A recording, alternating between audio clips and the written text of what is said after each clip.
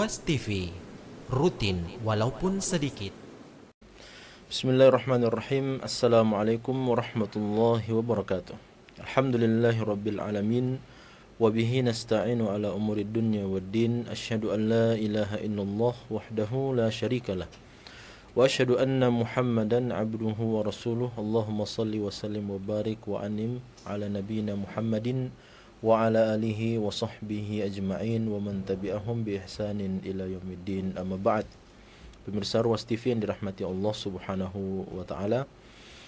Alhamdulillah, kita bersyukur kepada Allah atas limpahan karunia dan kenikmatannya sehingga kita dapat menjalankan aktivitas sehari-hari kita. Mudah-mudahan aktivitas dan kegiatan-kegiatan kita senantiasa diniatkan lillahi ta'ala dan senantiasa ditujukan untuk mendekatkan diri kita kepada Allah Subhanahu wa ta'ala sehingga ternilai sebagai ibadah di sisinya dan dapat memperberat timbangan kebaikan-kebaikan kita kelak pada hari kiamat. Salawat dan salam semoga senantiasa tercurahkan kepada baginda Rasulullah Muhammad sallallahu alaihi wasallam, kepada seluruh keluarga-keluarga beliau, kepada para sahabat Nabi sallallahu alaihi wasallam, dan semoga kita orang-orang yang beriman kepada Allah dan Rasulnya sallallahu alaihi wasallam mendapatkan keutamaan salawat tersebut dan kita mendapatkan syafaat dari baginda Rasulullah Muhammad sallallahu alaihi wasallam. Pemirsa yang dirahmati Allah Subhanahu wa taala. Di dalam agama Islam, Rasulullah sallallahu alaihi wasallam menjelaskan dan menerangkan satu kaidah yang penting dan satu kaidah yang utama untuk kita fahami bersama, bahwa orang-orang yang berbuat kebaikan dan orang-orang yang melakukan ibadah serta perbuatan atau nilai-nilai yang positif dalam kehidupan dunia ini, maka tidak ada jalan untuk kita berburuk sangka dan tidak ada jalan untuk kita menanggapinya sebagai sebuah keburukan atau hal yang negatif. Hal ini berdasarkan kepada firman Allah Subhanahu wa taala dan menjadi sebuah kaidah yang umum yang bersumber dari ayat-ayat Allah Subhanahu wa taala dan juga kita bisa temukan di dalam hadis-hadis Nabi sallallahu alaihi wasallam.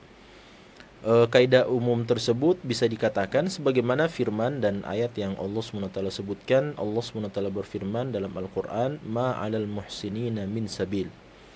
Jadi tidak ada jalan bagi orang-orang yang berbuat ihsan, orang-orang yang berbuat kebaikan, orang-orang yang melakukan perkara yang ma'ruf, hal-hal yang positif, tidak ada jalan untuk sampai kepada mereka dari jalan-jalan yang buruk dan jalan-jalan yang negatif. Ya. Dalam artian bahwasanya ketika seseorang melakukan kebaikan, ketika seseorang melakukan ketaatan, ketika seseorang melakukan perkara yang ma'ruf, maka orang-orang yang hidup di sekelilingnya, termasuk kita yang melihat perbuatan ma'ruf itu, perbuatan kebaikan tersebut, agama melarang kita, Allah dan Rasulullah SAW melarang kita untuk menanggapi hal-hal positif dan menanggapi nilai-nilai kebaikan dan ketaatan, perkara yang ma'ruf itu dengan tanggapan yang negatif, dengan tanggapan yang buruk dan dengan persangkaan yang buruk. Makanya Allah katakan ma 'alal muhsinina min sabil. Ya, tidak ada jalan untuk menanggapi dan untuk menampakkan sikap yang buruk terhadap orang-orang yang berbuat ihsan, terhadap orang-orang yang berbuat kebaikan, baik itu kebaikan dalam ranah ibadah dia kepada Allah, hubungan dia antara dia dengan Allah SWT, dan begitu pula dengan hubungan di antara sesama manusia, baik itu hubungan yang vertikal antara dia dengan Tuhannya dan hubungan horizontal antara dia dengan hamba-hamba Allah Subhanahu wa taala yang lainnya. Nah, berbeda kaidahnya ketika seseorang itu melakukan keburukan, maka justru yang diperintahkan oleh agama kita adalah untuk berbaik sangka kepada orang tersebut. Ya, makanya terkenallah perkataan Ja'far As-Shadiq di mana beliau mengatakan, apabila datang kepada kita sebuah informasi berita buruk tentang perlakuan dan sikap saudara kita yang melakukan kesalahan, melakukan kemaksiatan dan dosa, faltamis lahu udran ila sab'ina udran. Maka carikan untuk dia satu buah uzur sampai 70 uzur. Artinya ketika seseorang itu melakukan hal yang negatif dalam kehidupannya, maka kewajiban kita sebagai orang yang hidup di sekelilingnya, sebagai orang yang tinggal bersamanya, sebagai orang yang melihat keburukan tersebut adalah untuk mencarikan uzur baginya, bahwasanya boleh jadi orang mukmin ini, orang yang baik ini, ketika dia melakukan kesalahan, dia punya uzur, dia punya alasan, dia punya sebab sehingga dia melakukan kesalahan tersebut. Kalau kita bawa pada masalah yang pertama tadi, kalau ada kebalikannya, kalau ada orang yang melakukan kebaikan, maka tidak diperbolehkan dalam agama kita untuk berburuk sangka kepada orang itu. Ya, makanya Allah Subhanahu wa taala, makanya Nabi SAW mengatakan dalam hadisnya, nahnu nahkumu bidzawahiri wallahu yatawalla sarair. Jadi kita ini diperintah oleh Allah SWT untuk menghukumi secara zahirnya saja. Dan adapun kalau seandainya dia memiliki niatan yang buruk, maka itu dikembalikan kepada Allah Subhanahu wa taala. Oleh karenanya, kita bawa dalam kondisi yang pertama, pemirsa sekalian, ketika seseorang melakukan kebaikan, maka hukumi itu secara zahirnya. Dan tidak boleh kita berupaya mencari-cari apa kira-kira motivasi dia, apa alasan, apa sebab mengapa dia melakukan kebaikan tersebut. Ketika dia melakukan kebaikan itu, maka ma'alal muhsinina min sabil. Orang-orang baik itu ketika dia melakukan kebaikan, perkara yang ma'ruf, ketaatan, maka kita yang melihat kebaikan tersebut, yang melihat saudara kita melakukan kebaikan itu, tidak diperbolehkan untuk berburuk sangka kepada mereka. Adapun kalau mereka memiliki niatan yang buruk, niatan yang salah dan seterusnya, maka itu dikembalikan kepada Allah Subhanahu wa taala. Sehingga kita diperintah oleh agama untuk menyikapi semua perbuatan yang ma'ruf itu dengan sikap yang positif. Ya. Meskipun kita tahu bahwa orang ini adalah orang yang suka melakukan kesalahan, kejahatan, namun siapa yang menyangka ketika dia melakukan perkara yang ma'ruf, ketika dia melakukan perkara yang baik, maka dia telah bertaubat kepada Allah Subhanahu wa taala dan seterusnya. Namun penting dijadikan catatan pemirsa sekalian bahwa ketika seseorang melakukan kebaikan, ya, apalagi kebaikan kepada kita, lantas nampak secara tidak disengaja atau tanpa ada upaya untuk mengetahuinya, mengetahui motivasi dan alasan perbuatan kebaikan tersebut, nampak dengan sendirinya atau ditampakkan oleh Allah SWT di hadapan kita bahwa dia melakukan kebaikan itu dengan alasan dan dengan tujuan tertentu untuk merusak dan untuk melakukan hal-hal yang negatif di balik perbuatan kesolehan dan perkara yang ma'ruf itu, maka di sini seorang mukmin diperintah oleh Allah untuk akhdul haitah, untuk menjaga dirinya dan berhati-hati dari keburukan orang-orang yang ingin melakukan kejahatan dan orang-orang yang ingin memberikan mudarat kepada kita. Nah, secara umum pemirsa sekalian, kaidah agama kita ini mengatakan ma'alal muhsinina min sabil, orang-orang yang melakukan kebaikan maka tidak diperbolehkan bagi kita yang melihat, yang mendengarkannya, ya, atau yang mendapatkan kebaikan tersebut untuk berburuk sangka kepada mereka. Bahkan agama memerintahkan kepada kita untuk membalas kebaikan orang-orang yang telah berbuat kebaikan kepada kita. Oleh karena itu pemirsa yang dirahmati Allah Subhanahu wa taala, dalam pembahasan ini Nabi kita Muhammad sallallahu alaihi wasallam bersabda di dalam hadisnya yang diriwayatkan oleh Al-Hafidz Ibn Hajar Al-Asqalani dalam kitab beliau Kitabul Jami', di antara kumpulan kitab Bulughul Maram min Adillatil Ahkam, di mana masih dalam pembahasan albir wasilah, pembahasan tentang kebaikan dan hubungan silaturahim di antara umat manusia. Nabi SAW bersabda di dalam hadis yang disahihkan oleh ulama kita, "Man ista'adakum billahi fa'aidu, wa man sa'alakum billahi fa'atu, wa man ata ilaikum ma'rufan fakafi'u, fa illam tajidu fad'u lahu." Kata Nabi SAW dalam hadis ini, barang siapa yang meminta perlindungan kepadamu dengan menggunakan nama Allah Subhanahu wa taala, maka berikanlah perlindungan atau pertolongan kepadanya. Wa man sa'alakum billahi fa'atu, dan barang siapa yang meminta kepadamu dengan menggunakan nama Allah Subhanahu wa taala sebagai jaminannya, sebagai sumpahnya, fa'atu, maka berikanlah. Kemudian kata Nabi SAW, "Wa man ata ilaikum ma'rufan," dan siapapun yang memberikan kebaikan kepadamu, fakafi'uhu, maka balaslah kebaikan itu. Fa illam tajidu, kalau kamu tidak memiliki kemampuan, kalau kita tidak memiliki kesanggupan untuk membalas kebaikan yang dilakukan, maka paling minimal kata Nabi SAW, fad'u lahu, maka doakanlah kebaikan untuk orang tersebut. Pemirsa yang dirahmati Allah Subhanahu wa taala. Dalam hadis ini para ulama kita menjelaskan bahwa Nabi ingin memberikan salah satu di antara konsekuensi daripada hubungan keimanan kita di antara sesama orang-orang beriman. Bahwasanya ukhuwah Islamiyah, ukhuwah imaniyah, keimanan kita, keislaman kita memiliki konsekuensi, silaturahim kita memiliki konsekuensi, dan albir itu, kebaikan itu memiliki konsekuensi bahwa dalam satu konsep yang utuh ini, seorang mukmin antara mukmin dengan mukmin yang lainnya seharusnya memiliki hubungan dan keterikatan yang erat.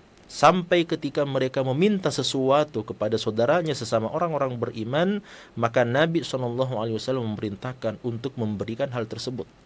Tentu saja hadis ini pemirsa sekalian semuanya mesti dibawa ke dalam batas kemampuan kita berdasarkan firman Allah, la yukallifullahu nafsan illa wus'aha fattaqullaha mastata'tum.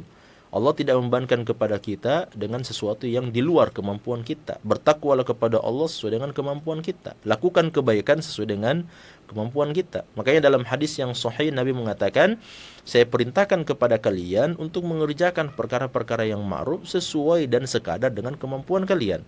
Artinya, apa yang akan kita bahas dalam hadis ini, 3 poin besar yang Nabi ingin jelaskan kepada kita melalui hadis ini, semuanya harus dibawa kepada qadrul istita'ah, ya, qadrul imkan, ya, sesuai dengan kemampuan kita, sesuai dengan kesanggupan kita. Selama dia di luar kesanggupan kita, maka lakukanlah yang paling minimal. Sebagaimana hadis yang bagian yang paling terakhir yang disampaikan oleh Nabi SAW, kalau kita tidak memiliki kemampuan untuk mengerjakan hal tersebut, kebaikan tersebut, maka lakukanlah kadar yang paling minimal. Tentu saja yang diperintah oleh agama kita dan yang paling afdol adalah kalau kita bisa melakukan kadar yang paling maksimal. Namun tidak sanggup, maka turun kepada kadar di bawahnya.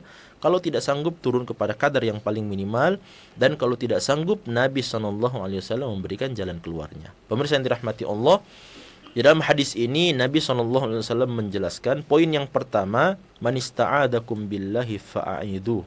Barang siapa yang meminta perlindungan kepadamu, meminta bantuan kepadamu, ya, barang siapa yang memohon kepadamu untuk mendapatkan perlindungan, untuk mendapatkan jalan keluar dari masalahnya, ini dijelaskan oleh para ulama kita bahwa makna man ista'adakum, barang siapa yang meminta perlindungan, tentu saja pemirsa sekalian, meminta perlindungan atau dalam bahasa agama kita disebut sebagai al-isti'adzah, meminta perlindungan, tentu saja ini adalah sesuatu amalan yang memiliki kadar kesamaan atau qadrul ishtirak antara Allah Subhanahu wa taala dan hamba-hambanya, ya. Berbeda dengan doa, ya, dan berbeda dengan ibadah secara umum seperti ibadah salat, kemudian menyembelih, kemudian bernazar dan sebagainya. Maka ibadah-ibadah ini pemirsa sekalian tidak diperbolehkan untuk diberikan kecuali kepada Allah SWT. Contoh, seseorang berdoa meminta kepada Allah Subhanahu wa taala, maka ini diwajibkan untuk hanya diberikan kepada Allah Subhanahu wa taala. Kita tidak boleh beribadah atau dalam tanda petik berdoa kepada selain Allah Subhanahu wa taala, karena itu akan masuk dalam bentuk kesyirikan. Kita tidak diperbolehkan melaksanakan ibadah salat, ibadah puasa, ibadah haji dan sebagainya, ibadah-ibadah mahdhah kecuali untuk lillahi ta'ala. Kapan diselewengkan kepada sesuatu selain Allah, maka itu akan terjatuh dalam perbuatan kesyirikan. Namun pemirsa sekalian, ada ibadah-ibadah, bentuk-bentuk ibadah yang antara Allah dengan hamba-hambanya itu memiliki kadar ishtirak, ya, sama-sama mendapatkan bagian. Namun bagian Allah Subhanahu wa taala tentu saja itu yang bagian yang mutlak, yang lebih besar, sedangkan bagian hambanya itu adalah bagian yang kecil, yang nisbi, relatif, ya, dan memiliki bagian yang terbatas. Saya kasih contoh begini. Dalam hadis ini Nabi mengatakan man ista'adakum billah, barang siapa yang meminta perlindungan kepadamu dengan nama Allah fa'iduhu, maka berikanlah perlindungan itu. Padahal kita tahu bahwa isti'adah itu adalah ibadah. Beristi'adah mengatakan a'udzu billahi minasyaitonir rajim, ya Allah aku berlindung kepadamu dari keburukan syaitan yang terkutuk, ya. Maka berlindung kepada Allah SWT disebut sebagai al-iltija wa al-isti'adah, ini adalah bentuk ibadah kepada Allah.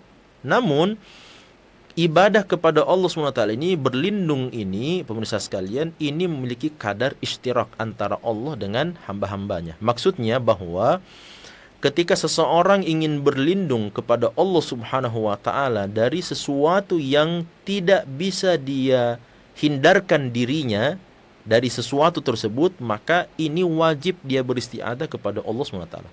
Ya. Sebagai contoh misalnya berlindung kepada Allah dari keburukan fitnah kubur. Sebagaimana hadis Abu Hurairah radhiyallahu taala anhu yang sahih riwayat Bukhari dan Muslim. Nabi mengatakan, Allahumma inni a'udzubika min adzabil qabri. Ya Allah, aku berlindung kepadamu dari azab kubur. Maka yang seperti ini kita tidak boleh berlindung kepada sesuatu selain Allah SWT. Karena memang kita berlindung dari sesuatu yang masih dia berada di bawah kekuasaan Allah Subhanahu wa taala secara mutlak. Kalau kita berlindung kepada sesuatu selain Allah SWT dari azab kubur, maka ini adalah bentuk kesyirikan. Contoh misalnya kita berlindung kepada fulan, kepada seseorang, meskipun dia masih hidup, kita berlindung kepadanya agar dia menjaga kita dari azab kubur, maka ini adalah bentuk kesyirikan, tidak diperbolehkan. Karena yang melindungi kita, satu-satunya yang melindungi kita dari azab kubur adalah Allah Subhanahu wa taala. Namun ketika beristi'adzah ini atau meminta perlindungan ini dari sesuatu yang mana manusia itu memiliki kemampuan untuk melindungi kita, maka ini dibolehkan. Ya, sebagaimana meminta kepada selain Allah Subhanahu wa taala, ya, pada hal-hal yang manusia itu memiliki kemampuan di dalamnya. Contoh misalnya minta untuk dilunaskan hutang, maka ini boleh. Kalau memang orang itu memiliki kemampuan melunasi hutang kita, ini boleh. Ya. Meminta untuk diselesaikan masalah kita, ini juga boleh, ya. Ini juga boleh. Kita minta kepada orang-orang yang masih hidup dan mereka memang memiliki kemampuan untuk menyelesaikan masalah kita, maka ini juga adalah hal yang dibolehkan. Tapi meminta kepada jenazah, kepada mayit, kepada seseorang yang sudah meninggal dunia untuk persoalan yang tadi kita sebutkan, untuk melunasi hutang kita, untuk memberikan dan seterusnya, maka ini tidak diperbolehkan. Karena apa? Orang itu sudah meninggal, tidak memiliki kemampuan lagi untuk menyelesaikan masalah kita. Ya, namun yang paling sempurna adalah kalau kita mengembalikan semua masalah kita hanya kepada Allah Subhanahu wa taala. Dalam konteks hadis ini, poin yang pertama, Nabi SAW sampaikan bahwa kalau ada orang yang datang kepada kita meminta perlindungan kepada kita dari hal-hal yang memang kita mampu melindungi orang tersebut dari keburukan sesuatu hal, maka Nabi SAW mengatakan fa'iduhu, maka berikanlah perlindungan kepadanya. Dan ini berisi kewajiban tentu saja. Ya, berisi kewajiban perintah dari Nabi SAW untuk kita melindungi orang-orang yang secara khusus, pemirsa sekalian. Kata Nabi SAW, man ista'adakum billah. Ya, barang siapa yang meminta perlindungan kepadamu dengan menggunakan nama Allah. Ketika dia datang kepada kita, dia mengatakan seperti ini, asta'idukum billah. Ya, saya meminta perlindungan kepadamu, ya, dengan menggunakan nama Allah SWT. Artinya kita jadikan Allah Subhanahu wa taala sebagai wasilah kita untuk meminta kebaikan dari orang lain. Ya, maka ini diperbolehkan di dalam agama kita, menjadikan Allah Subhanahu wa taala sebagai al-mahluf, sebagai sesuatu yang kita jadikan sumpah, ya, untuk meminta kebaikan dari orang tertentu. Ini diperbolehkan dalam agama kita. Bahkan ini menjadi sebab mengapa Nabi SAW memerintahkan kita untuk memberikan perlindungan kepada orang yang membutuhkannya ketika dia datang kepada kita, meminta perlindungan kepada kita dengan membawa nama Allah Subhanahu wa ta'ala. Mengapa pemirsa sekalian? Karena nama Allah Subhanahu wa ta'ala sangat besar, karena kemuliaan Allah Subhanahu wa taala sangat tinggi. Ketika Allah yang dijadikan sebagai sebab wasilah untuk seseorang itu meminta perlindungan kepada orang yang lain, maka merupakan bentuk wafa, pemuliaan, pengagungan dan peninggian kepada Allah Subhanahu wa taala yang digunakan namanya menjadi sumpah, menjadi wasilah dalam permintaan ini untuk kita berikan kebaikan tersebut. Ya, sama juga dengan poin yang kedua, ketika Nabi mengatakan wa man sa'alakum billahi fa'atuh, barang siapa yang minta sesuatu kepadamu, ya, minta sesuatu tapi bukan dalam bentuk takatsuran wa tama'an. Kata para ulama kita, jangan sampai ada orang yang datang kepada kita, minta sesuatu dari kita, kebaikan kita, infak, sedekah, dan sebagainya, dan dia menggunakan nama Allah. As'aluka billah, dia mengatakan, saya minta kepadamu dengan nama Allah SWT. Ya, karena sebagian orang, ada yang datang dan meminta kepada saudara-saudaranya, namun dengan niatan takatsuran wa tama'an. Dia minta harta, dia minta bagian daripada dunia, untuk mengumpul-ngumpulkan dan untuk mengkayakan diri pribadinya. Ya, padahal dalam hadis yang sahih Nabi SAW tidak membenarkan al-mas'alah. Al-mas'alah itu artinya meminta. Ya, tidak dibenarkan oleh Nabi SAW meminta-minta. Ya, kecuali kepada 3 jenis manusia. Di antaranya adalah orang yang memiliki pekerjaan, ya, dia punya modal dan sebagainya, tapi kemudian pekerjaan itu seperti orang yang bekerja di ladang dan sebagainya, ternyata ladangnya itu kena musibah, ya, kena musibah, kena bencana, akhirnya habis semua ladangnya dan dia tidak memiliki apa-apa, dia tidak memiliki tabungan dan sebagainya untuk menghidupi anak-anak dan istrinya, maka dia dibolehkan oleh Nabi untuk meminta kepada orang lain sekadar kebutuhan untuk menyambung hidupnya. Ya. Kemudian yang kedua, kata Nabi SAW dalam hadis tersebut, adalah orang yang memiliki modal. Ya, orang yang memiliki modal, perdagangan dan sebagainya, lantas kemudian modal dan perdagangan itu karena sesuatu dan lain hal akhirnya rugi, bangkrut. Dia pailit, ya. Dan dia memiliki hutang ke sana kemari dan seterusnya. Orang yang memiliki hutang seperti ini maka diperbolehkan untuk meminta kepada orang lain sebatas untuk mencukupi kebutuhannya. Dan dalam keterangan yang lain itu dibolehkan untuk mendapatkan harta zakat mal kaum muslimin. Makanya masuk dalam kategori wal gharimin, orang-orang yang terlilit hutang. Nah, yang seperti ini misalnya sekalian diperbolehkan, boleh mereka meminta-minta, namun sekadar untuk menyelesaikan hajat daruratnya saja.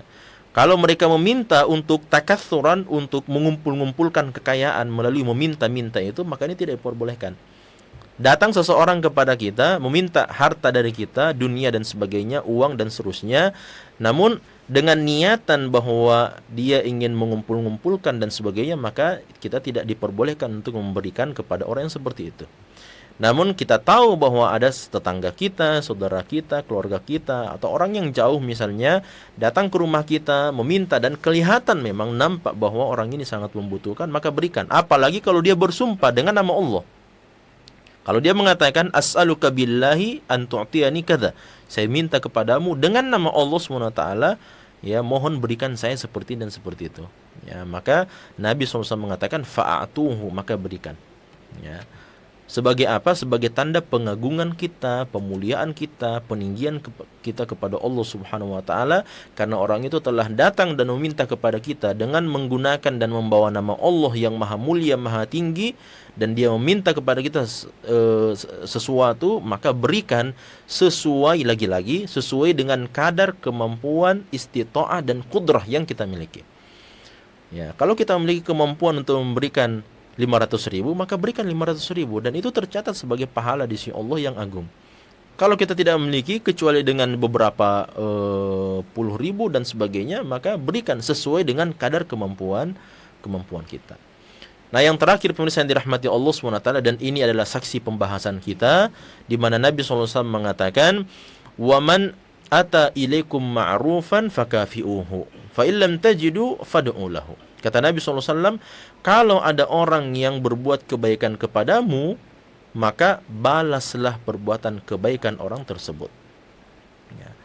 Dalam keterangan ayat Al-Quran surah An-Nisa, Allah SWT menjelaskan bahwa wa idha huyyitum bitahiyatin fahayyu bi ahsana minna aw rudduha. Innallaha kana ala kulli syai'in hasiba. Kata Allah SWT, kalau ada orang yang mengucapkan salam kepada kita, fahayyu bi ahsana minha, ya, maka balaslah ucapan salamnya itu dengan yang lebih baik. Kalau tidak bisa dibalas dengan yang lebih baik, farudduha, maka balaslah dengan yang serupa. Saya kasih contoh. Di jalan kita bertemu dengan saudara kita dan dia mengucapkan Assalamualaikum warahmatullah. Maka jawablah ucapan salam itu dengan yang lebih baik, dengan yang lebih sempurna. Waalaikumsalam warahmatullahi wabarakatuh. Kalau kita tidak sanggup, maka jawablah, balaslah dengan yang serupa. Waalaikumsalam warahmatullah. Ya, dan jangan sampai kita memberikan balasan yang lebih rendah daripadanya. Ya, dengan menjawab Waalaikumsalam saja. Karena ini tentu saja berarti kita telah menyelisihi manhaj yang diajarkan oleh Al-Quran, oleh Allah SWT untuk memberikan balasan dengan yang lebih baik. Ya. Makanya Nabi SAW mengatakan, "Waman ata ilaikum ma'rufan," siapapun yang berbuat baik kepadamu dari saudara-saudara kita, fakafi'uhu, maka berikanlah balasan yang serupa dengannya. Ya. Nah, ini tentu saja adalah batas yang paling minimal yang diberikan oleh Nabi. Fakafi'uhu, berikan balasan yang serupa dengannya. Yang lebih afdol dari itu kalau kita berikan yang lebih besar, yang lebih utama, ya, yang lebih afdol di sisi Allah Subhanahu wa taala. Namun, bagaimana kalau kita tidak bisa memberikan yang lebih baik atau kadar yang minimal? Misalnya, kita memberikan balasan dari kebaikan orang tersebut dalam kadar yang paling minimal yang serupa dengan kebaikan yang dia berikan kepada kita, maka Nabi memberikan jalan keluar untuk membalas kebaikan orang tersebut sebagai bentuk pembalasan kebaikan dan silaturahim kita, serta untuk menjalankan dan melakukan kebaikan ketaatan kepada Allah. Maka Nabi membukakan satu pintu yang lainnya di mana beliau mengatakan, fa illam tajidu fad'u lahu. Kalau kamu tidak punya apa-apa, kamu tidak memiliki kesanggupan untuk memberikan balasan kebaikan yang mereka lakukan, fad'u lahu, maka doakan kebaikan untuk orang tersebut. Maka berdoalah kepada Allah, dan ini tentu saja adalah bagian daripada kebaikan kepada orang tersebut. Ya, ketika kita mendoakan kebaikan untuknya, ketika kita minta agar Allah memberikan keberkahan pada hartanya, ketika Allah memberikan karunia taufik kepadanya untuk menjalankan ketaatan, menjaga dirinya dari berbagai macam mara bahaya, musibah, cobaan, ujian, penyakit dan sebagainya, kita mintakan kebaikan untuk orang tersebut. Dalam keterangan yang lain, pemirsa sekalian, dalam hadis Abu Dawud, Nasai dan Ahmad disebutkan, kata Nabi SAW, hatta ta'lamu an qad kafatumuhu. Kata Nabi SAW, ada tambahan lafaz di bagian akhir hadis ini. Kata Nabi SAW, sampai kalian merasa yakin bahwa doa yang kalian panjatkan itu sudah bisa menyamai perbuatan kebaikan yang mereka berikan kepada Anda. Dalam artian, mungkin ketika kita mendapatkan hadis ini, Nabi SAW mengatakan, fa illam tajidu fakafi'uhu. Kalau kamu tidak dapatkan sesuatu untuk membalas kebaikannya, maka doakan dia.